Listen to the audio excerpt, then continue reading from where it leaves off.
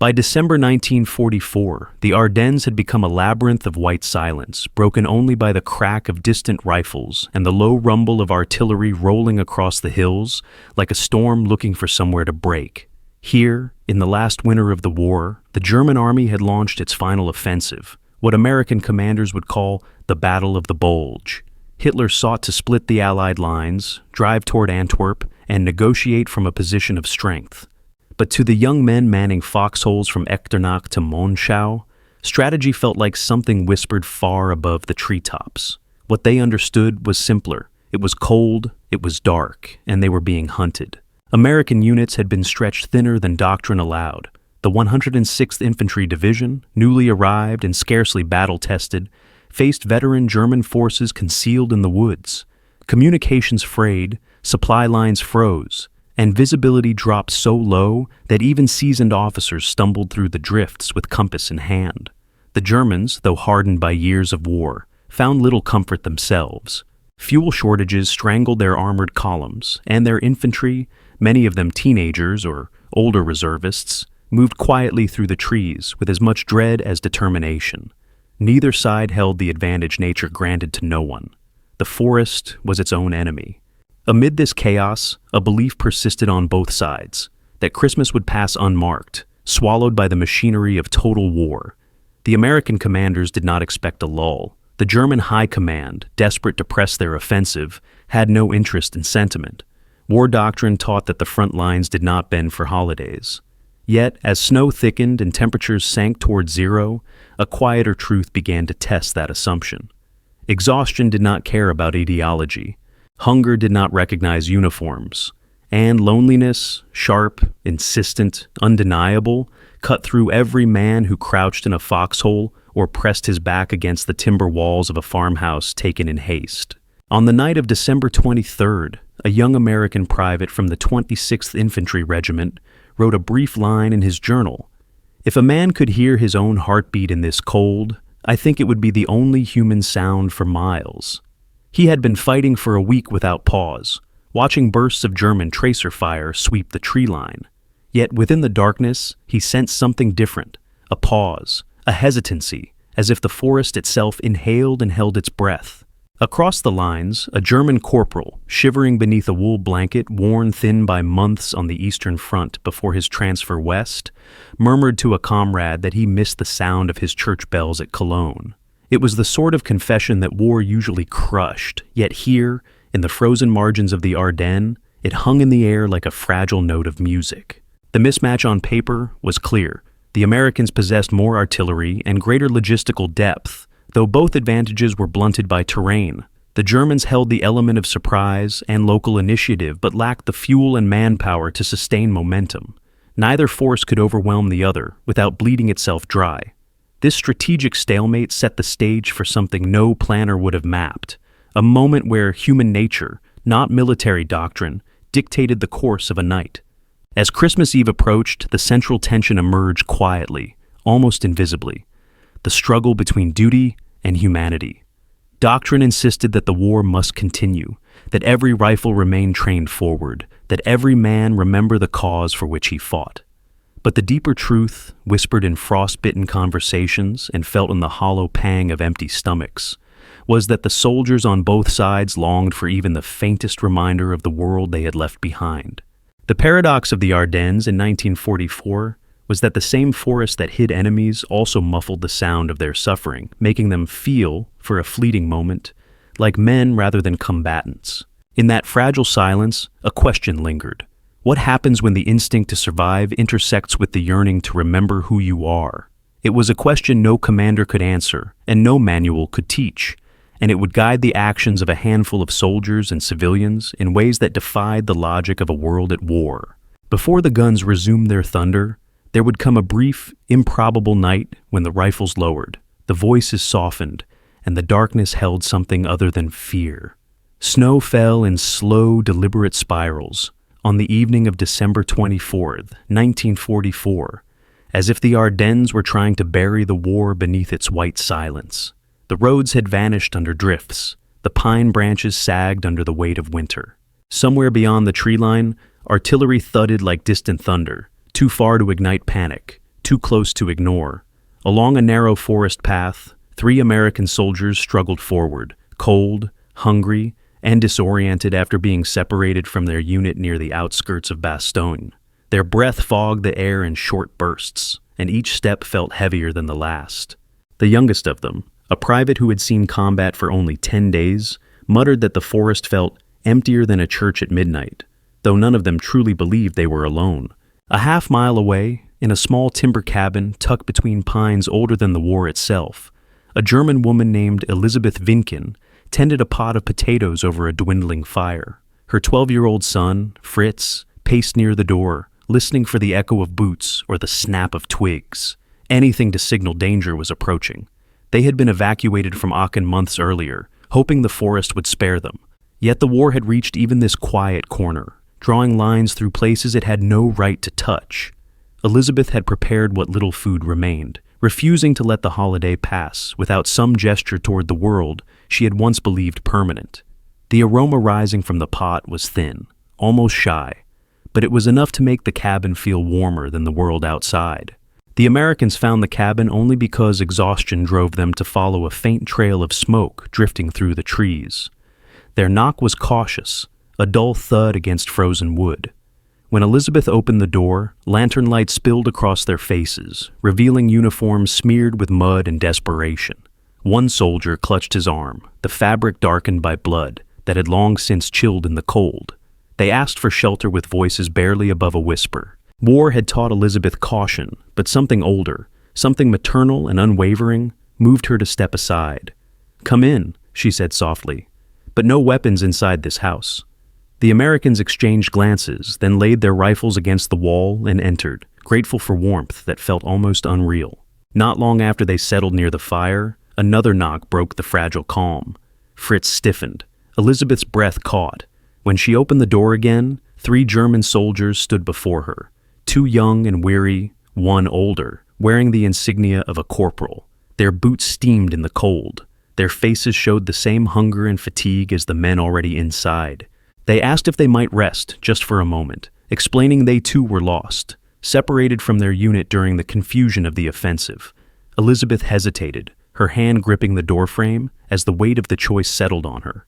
Behind her, 6 pairs of eyes waited for her answer, though none dared speak. Her voice, when it came, was steady. "You may enter," she said, "but your weapons stay outside. There will be no killing here tonight." The German corporal blinked in surprise, then nodded slowly. He stepped back, instructing the others to unload their weapons and stack them near the threshold. As they entered, tension filled the small room like a second winter, sharp, brittle, ready to fracture. The Americans instinctively reached for their pockets, then forced their hands still. The Germans kept their eyes low. For a moment, all anyone could hear was the hiss of the fire and the distant moan of wind through the rafters. But something shifted as the warmth settled over them. Elisabeth served potatoes and a thin broth, apologizing for how little there was. A German soldier offered a loaf of bread he had been saving. One of the Americans unwrapped a chocolate bar sent from home, breaking it into equal pieces. Fritz watched as the men, enemies only hours before, ate in silence that slowly softened into conversation. The shared language not of words, but of exhaustion. When the German corporal noticed the wounded American, he crouched beside him, opening his field kit to clean the injury. He explained he had studied medicine before the war, the words carrying both pride and regret. Later, faintly at first, someone hummed a Christmas hymn. It drifted through the cabin like smoke, fragile but persistent. One voice became 2, then 3. Soon the room held a quiet chorus, not in harmony, but in recognition. The snow outside continued to fall, muffling the forest, as if trying to preserve the moment from the war that waited beyond the trees. Within those timber walls, under the dim glow of a lantern, the doctrine of enemies dissolved for a single night.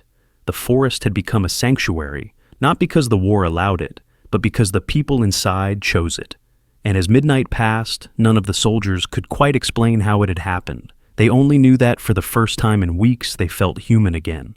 Dawn was still hours away when the air inside the cabin shifted, becoming warmer, softer, as though a fragile peace had seeped into the timber walls. The 3 Americans and 3 Germans sat close to the fire, its glow flickering across their faces in uneven bursts. Outside, the Ardennes forest groaned under the weight of new snow. The distant artillery, so constant in the preceding days, had faded into a low, intermittent rumble. It felt for a moment as if the war itself were catching its breath. The German corporal finished bandaging the wounded American's arm with practiced, deliberate movements. His hands trembled slightly, not from fear, but from exhaustion. He had spent the previous winter on the Eastern Front, where temperatures dropped lower and death came faster, and where mercy was a luxury no one dared afford. Yet here, in a stranger's cabin, he treated an enemy as he might have treated a classmate in the lecture hall he'd left behind in Cologne. The American thanked him quietly. The corporal nodded once, a gesture both humble and solemn, as if acknowledging a truth they had all forgotten. That war had turned men, who might have shared bread at a cafe, into figures crouching behind rifles in the cold. Fritz Vincken, sitting cross-legged near the hearth, watched the soldiers with wide, unblinking eyes. He saw the lines on their faces soften, the tension in their shoulders loosen, the weight of their rifles no longer dictating their posture. He would remember these details years later, after the war, when he tried to explain how strange it felt to witness enemies sharing a table. It was the first time, he said, that I realized soldiers are simply boys who have been told to shoot other boys. As the hours passed, conversation began to flow in hesitant currents. One of the Americans described the thick forests of Pennsylvania, saying they looked almost like the Ardennes, save for the quiet. A German soldier spoke of his mother's kitchen in Koblenz, where she used to warm apple cider on a wood-burning stove. Laughter surfaced, not bright or carefree, but something gentler, like a candle flickering in a draft. Elisabeth listened from a small chair near the stove, her fingers wrapped around a cup of cooling broth, marveling at the simple truth unfolding before her. For a brief moment, the war outside these walls held no power here. Later, when the fire needed tending, one of the Germans reached for the log basket. The American nearest him instinctively tensed, his hand twitching toward the place where his rifle had hung hours before. The German paused, meeting his gaze. Something unspoken passed between them. Acknowledgement of danger, of training, of fear. But it dissolved as quickly as it had risen. The German returned to the fire, adding wood with care. The American exhaled. The cabin breathed with them. Midway through the night, the men heard it, the faint, haunting melody of Stille Nacht, drifting from somewhere deep in the forest, carried on the wind like a ghost from an older Europe. The Germans recognized it instantly. The Americans knew the tune by another name. One of the soldiers, his voice roughened by cold and fatigue, began to hum along. Soon others joined, their tones uneven but sincere. The hymn filled the small cabin, rising above the crackle of the fire and the sigh of the wind. The voices were not in harmony. They did not need to be. In that moment, they belonged to something larger than their uniforms or their orders. No one knew how long they sang. Time in the Ardennes had become slippery, measured not by hours, but by shell bursts and patrol shifts. Yet when the singing faded, a stillness settled over the room, as if the forest itself had bowed its head. This was the climax of a night that should never have existed, one that defied doctrine, command, and logic. The soldiers were not naive. They knew the guns would roar again, perhaps before sunrise. They understood that by dawn, they would return to a world where survival demanded suspicion, where hesitation meant death. But for now, in this tiny cabin tucked between dark pines, they rested in a peace carved out of nothing but courage and chance. Near midnight, the German corporal stood and approached the door. He opened it slightly, listening for movement beyond the trees. In the cold air, his breath rose like steam. "When morning comes," he said quietly, "we must go separate ways." One of the Americans nodded, though the thought tightened something in his chest. They all understood the truth. The kindness shared here could not leave the cabin with them. War would take it back. Still, as they prepared to sleep in shifts, each man holding only the warmth of the fire and the memory of the hymn to guard against the night, they carried a silent understanding. For a few hours on Christmas Eve, in a forest carved by fear and artillery, they had become something other than enemies. Just before dawn, Fritz whispered to his mother, "This night will never happen again." Elisabeth placed a hand on his shoulder. "No," she said softly, "but it happened once. That is enough." The first hint of dawn crept into the Ardennes, as a thin silver line along the horizon, brushing the treetops with a light too fragile to be called day.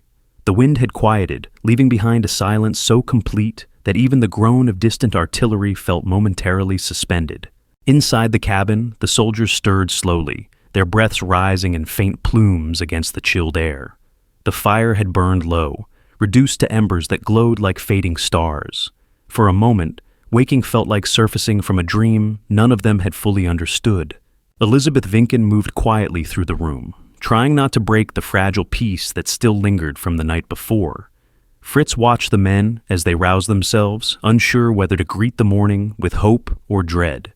The American with the wounded arm tested his bandage and gave a small nod of gratitude toward the German corporal who had treated him. It was an acknowledgement shaped not by words but by the shared trials of men who had seen too much. Outside the cabin door lay a small clearing blanketed in fresh snow. It glistened with the cold beauty that wartime rarely allowed anyone to notice. But the forest was no sanctuary. It was a battlefield disguised in winter calm, marked by hidden patrols and listening posts, by mines buried beneath drifts, and by the knowledge that any movement could collapse the delicate truce the night had created. Both sides knew this. If they stepped into the trees together, they would become targets. If they rejoined their units late, questions might be asked that could not safely be answered. The German corporal spoke first, choosing his words carefully. "The American lines are west," he said, pointing beyond the curve of pines. "Ours are north. We should part here." His tone carried the quiet authority of a man who understood the consequences of hesitation. One of the Americans responded in a low voice, thanking them not only for the directions but for the night itself. "No one will believe this happened," he murmured. The corporal allowed himself the faintest smile. "Perhaps it is better that way." They returned each other's weapons without ceremony. The Americans checked their rifles with the automatic motions of habit, though their hands felt heavier than usual. The Germans slung their gear over their shoulders, every strap stiff with frozen sweat. When the time came to leave, Fritz opened the door for them, his eyes glistening with a mixture of sadness and pride. The men filed out into the clearing, their boots sinking into the snow with soft, muted crunches. For a moment, Americans and Germans stood together beneath the pale morning light, bound by a memory they would carry separately but never forget. Then, almost as if guided by an unspoken cue, they turned away from one another and walked into the forest, 6 silhouettes fading between the trees, swallowed by the same cold that had brought them together. None of them looked back. Half an hour later, the distant thud of artillery resumed, rolling across the ridges and valleys like a reminder that the war did not recognize the holiday they had stolen for themselves.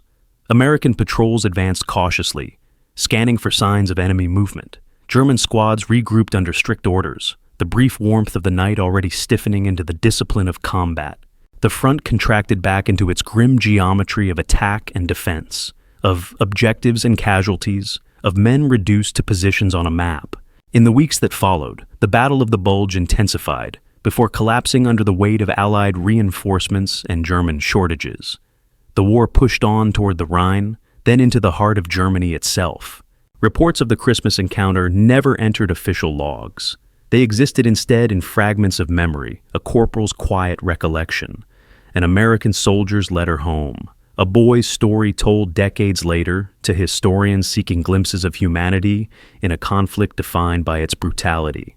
When Fritz Vincken was an old man living in Hawaii, long after the guns had fallen silent and the Ardennes had returned to peace, he told interviewers that the night in the cabin had shaped his understanding of war more profoundly than anything else. "Anyone can pull a trigger," he said, "but not everyone can set one down." His mother's insistence that no weapon cross her threshold, and the soldier's willingness to honor that request, became a memory he carried with the same weight that others carried, decorations or scars. Historians would later debate whether the truce in the Vincken cabin deserved to be compared with the famous Christmas truce of 1914. The scale, they argued, was vastly different, the impact on the battle negligible. Yet, significance is not always measured in size or outcome. Sometimes it is measured in the courage required to choose compassion in a place where compassion has no shelter. The soldiers who shared that Christmas Eve in 1944 did not change the course of the war. But for a few hours, they changed the course of their own lives. Today, the Ardennes forest stands quiet, its trees grown thick over the scars of trenches and shell holes. Visitors walk paths once lit by muzzle flashes, unaware of the small cabin that once held enemies united by a meal, a hymn, and a fragile understanding. The snow still falls there in winter, soft and unhurried, as if trying to preserve the memory of a night when the guns went silent. Not because commanders ordered it, but because humanity briefly, improbably, prevailed. And in that silence, one hears the faint echo of a truth too rarely spoken, that even in the darkest winters of war, the light of decency can still find its way through the trees.